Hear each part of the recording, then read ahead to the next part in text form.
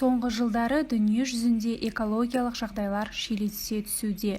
Оның көптеген себептері бар. Негізгі факторлар көбінесе адамның іс-әрекетінен туындап отыр. Ең басты мәселенің бірі жер шарындағы халық санының артуы. Жер шарындағы халықты азық-түлікпен, жылу энергиясымен, киім-кешекпен, тағы басқа материалдық жағдайлармен қамтамасыз ету үшін қаншама табиғат ресурстары қажет. Оның үстіне адам ғылым мен техниканы игеру жолында бұрын-соңды болмаған жетістіктерге жетіп отыр. Әсіресе ғылыми-техникалық прогрестің дамуы қоршаған орта жағдайын нашарлатып, адамдардың денсаулығына орасан зор зиян келтіруде.